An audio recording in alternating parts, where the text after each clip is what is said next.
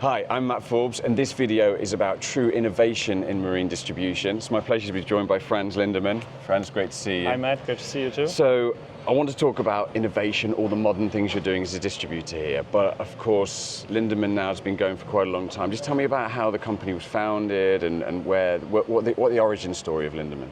Yes, sure. So, the company was founded in 1931, so quite some time ago. It was founded by my great-grandfather, and in the beginning it was just about selling everything. Without a warehouse, he was just going around with a suitcase and basically getting orders for anything, and even selling mattresses. And the business as it is today evolved from basically in the 70s, where we started selling polyester sailcloth to customers. And if you think about it, when you need sailcloth, you also need some hardware, some eyelets, some grommets and washers, and also some ropes. And we expanded from there, grew and grew and grew. And right now we have over 16,000 SKUs in our warehouse. So, and this is where we stand today. We're always kept improving. And what was the point then that led you into marine? Where did that sailcloth come from? Just some demand and you could fulfill it? How did that first happen? Yeah, it was the problem that you couldn't import small quantities. You needed to always, for example, ship a container from the US or something else. So there was something needed to order smaller pieces. So it has to exist somebody who imports large quantities and then distribute them. So it was a natural evolvement for us to provide value in buying bulk and selling smaller quantities. I guess, and then that triggered you getting a warehouse, your initial warehouse, which I presume you're no longer in, but you've got different properties since then, and then that grew the business. Yeah, we moved quite a bit. So we started in a smaller warehouse in Hamburg, in a different area where we are now, and then moved from there, just expanding whenever we needed it. In 1986, we started buying the location where we are now in Hamburg, Hamm, and then when we ran out of space in 2001, we added on 3 more stories to the warehouse and expanded from there. And this is the path we keep going. We always stay true to ourselves, to our position in the market, and we expand.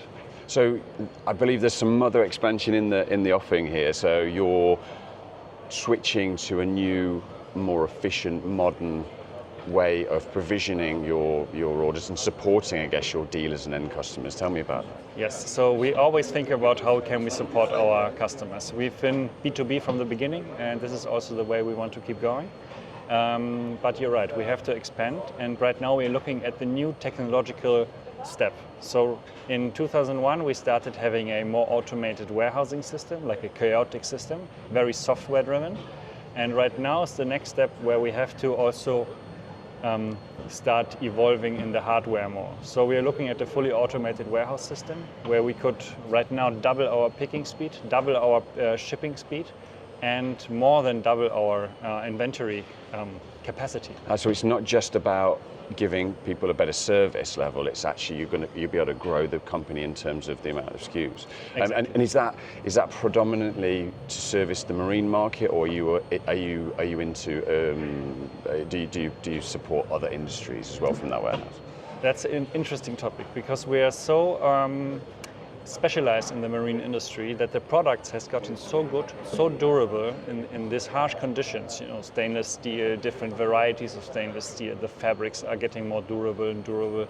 So that transfers to another industries that also need that kind of special, highly durable product. So we are happy to serve also a large quantity of industrial customers.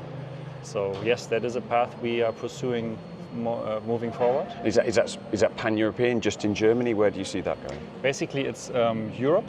We focus on Europe, and we always had a more focus on Eastern Europe. But that doesn't necessarily mean we do not ship to Western Europe. No, on the contrary, we serve the whole European market, but also all of the world is not excluded. Yeah, of course. So, and in terms of your key relationships, and I sort of look around here and I see some pretty major brands. I know Barton Marine is one that you've had a long-standing relationship with. Just tell me something Yes. about that. So it's all built on longevity. Like we try to build long-lasting relationships, and I'm happy to say, when you mention Barton, for example, it's nearly 50 years of business relation, and it's a perfect supplier. You have Something's going right. Yeah, something's going right. It's a people's business, and we've known each other for a long time. It goes generational. You know, as I said, I'm the 4th generation. It started with my grandfather, the relationship with Barton, then over my father, now to me. And Barton also keeps evolving, you know. Their product has been improving over the years, and you find new applications for those products. And if you have smaller producers, not like big companies where you have maybe slow innovation processes, they can react much faster. If you are a little bit slower, if you're more like a family, you can adapt easier, quickly to the market, and serve also other customers. I suppose having that contact with the market as well, so you can really hear those voices and opinions. Exactly. And what do you see? Have you picked up any trends of new product or new direction of desire, I guess, from the market? What's kind of new for 25, 26 from Lindemann's point of view? So there are big mega trends, of course, that also affect the marine industry. I think one of them is the climate change topic, and if you break it down, it is about sustainability, and our customers or our suppliers also evolve more into that direction, and because it's also economically makes sense, because they think about how can they treat maybe from the production stuff that they cannot use, how they can reincorporate it into their products, how can they use more recycled products to make a product more green.